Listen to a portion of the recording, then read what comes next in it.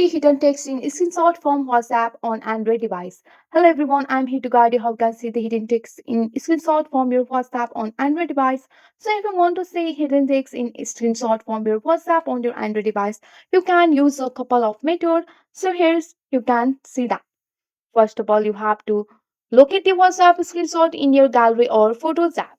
And you can use or editing image editing app like Snapchat, Snapseed, PixArt on your phone built-in editor. So you have to open the screenshot here and just go for the Snapseed. Once you are on your Snapseed, you have to tap on the plus icon and locate the screenshot here. Just go and open up your gallery and go for the albums and you have to go for your screenshot.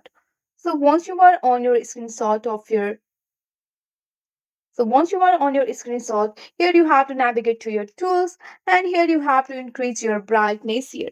So you have to just increase your brightness or contrast to reveal the hidden text and you can adjust the setting until the hidden text become visible. Also some apps have specific filters that can enhance text visibility. So here you can see that. So this is the simple step how you can see hidden text from the screenshot on your so this is the step how you can see the hidden text in screenshot.